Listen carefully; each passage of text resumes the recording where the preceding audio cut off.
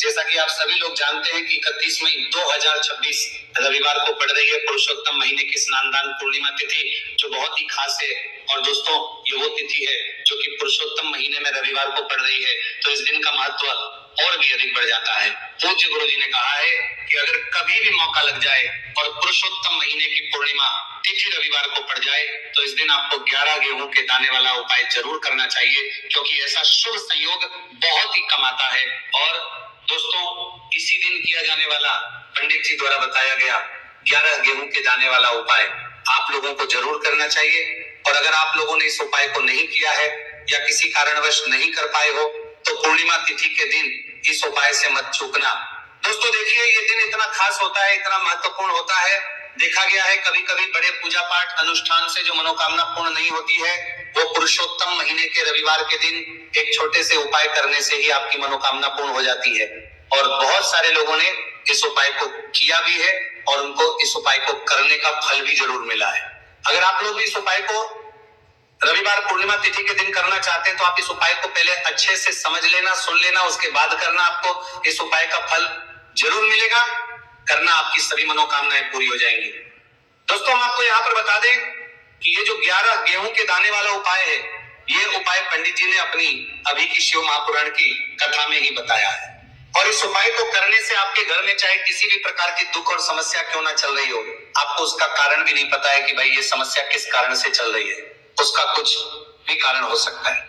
जैसे पितृदोष हो सकता है, काला सर्प दोष हो सकता है, या किसी भी तरह का मंगल दोष भी हो सकता है, और भी बहुत के दोष होते हैं, कुछ भी हो सकता है। पर आपको इस उपाय को करने के लिए अपने दोष को पता लगाने की भी जरूरत नहीं है। आपके घर में किस कारण से इतनी दुहक और परेशानी आ रही है, वो भी आपको पता लगाने की जरूरत नहीं है। बस रविवार के दिन इस उपाय को कर लेना, क्योंकि इसी एकमात्र उपाय को करने से आपके पूरे घर परिवार में सुख और शांति हो जाएगी। आपके घर में अच्छे अच्छे काम होने लगेंगे। आपकी जो भी मनोकामना होगी, वो आपको करना कैसे है, किसको करना है, किस समय करना है और कैसे करना है। देखो, उपाय बिल्कुल आसान है, बस समझने वाली बात है। ध्यान से समझिए, उसके बाद ही आप लोग जो है इस उपाय को जरूर कीजिएगा। लेकिन उससे पहले जो भी मेरे भाई, मेरी प्यारी बहनें आज चैनल पर पहली बार आए हैं या मेरी आवाज आज पहली बार सुन रहे हैं, अगर आप भी महादेव के सच्चे भक्त हैं, तो वीडियो को लाइक और चैनल को सब्सक्राइब जरूर कर लें और कमेंट बॉक्स में लिखे हर हर महादेव, जय भोलेनाथ।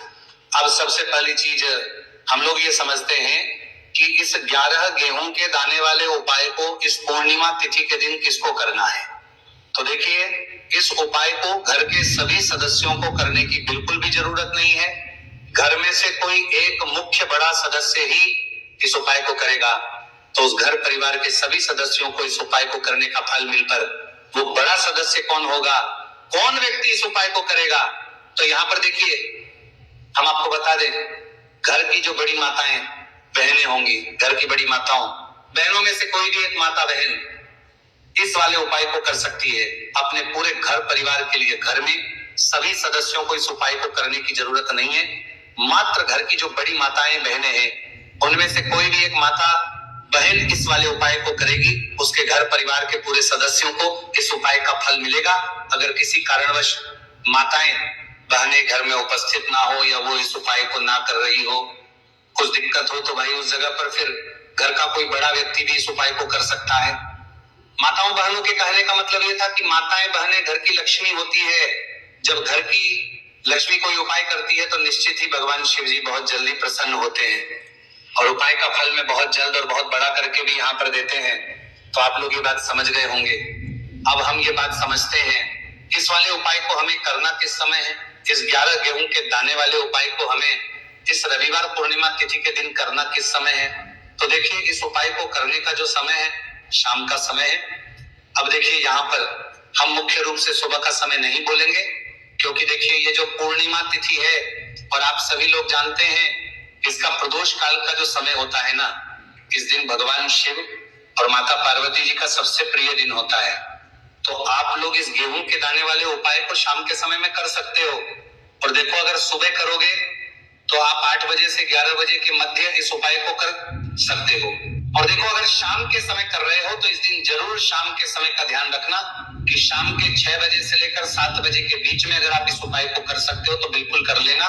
पूरी कोशिश करना, आपको उपाय का फल जरूर मिलेगा। ये बात आपको समझ आ गई। अब बात करते हैं उपाय की। देखो, गुरुजी ने कहा है कि अगर रविवार के दिन पूर्णिमा तिथि पड़ जाए तो इस दिन आपको 11 गेहूं के दाने वाला उपाय तो अवश्य ही करना चाहिए। देखो, ये उपाय यदि आपके जीवन में कर्जा बहुत अधिक है, आपके जीवन में संकट बहुत अधिक रहते है, आपके ऊपर बहुत अधिक विपदा आ रही है, बार बार आपको अपने व्यापार में और अपने धन में हानि देखने को मिल रही है, यानी कि आपको प्रत्येक कार्य में हानि हो रही है, तो आपको ये करना चाहिए। देखिए, इस उपाय के लिए आपको 11 गेहूं के दाने आपको लेने, ठीक है। 11 दाने लेने के बाद में आपको जरूरत होगी चावल के दानों की। 11 चावल के दाने और 11 गेहूं के दाने, और चावल के दाने खंडित नहीं होने चाहिए। अब आप कहोगे भैया गेहूं कहां से लेने? देखो, आपको किसी भी किराना स्टोर पे गेहूं के दाने मिल जाएंगे, जाके ले लेना, ठीक है ना। 11 गेहूं, 11 चावल के दाने लेने हैं। साथ ही साथ आपको एक तांबे का लोटा लेना है और उस तांबे के लोटे में आपको जल भरना है। जल खुद के घर का होना चाहिए, मंदिर का नहीं होगा। अब आप ये सब सामग्री लेकर पहुंच जाओगे महादेव के शिवलिंग के पास में शाम के टाइम पे प्रदोष काल में। देखो, जब आप ये उपाय कर रहे हो तो अपना फेस रखना उत्तर दिशा, नॉर्थ डायरेक्शन की तरफ। अब यहाँ पे जो मैं आपको क्रम बताने जा रहा हूँ ना, उस मेरे क्रम को बहुत ध्यान से सुनिए। महादेव को अगर कोई सबसे प्रिय है ना, तो उनकी सबसे छोटी पुत्री जिनका नाम है माता अशोक सुंदरी, जो आपके पास में चावल के रह दाने हैं ना, उन चावल के 11 दानों को माता अशोक सुंदरी के स्थान पर आपको अपना नाम और गोत्र बोलते हुए समर्पित कर देने हैं, है ना। चावल के दानों को रखने के बाद में जो आपके पास में तांबे का लोटा है ना,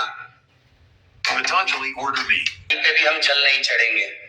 सिर्फ और सिर्फ माता पार्वती का जो हस्त कमल आपको दिख रहा है, यहीं पे गोल गोल आपको समर्पित करना है उसी जल को, और कहीं नहीं। ना तो माता अशोक सुंदरी के स्थान पर, न शिवलिंग के ऊपर, सिर्फ आपको यहाँ पे गोल गोल जलाधारी पर आपको उस जल को समर्पित करना है।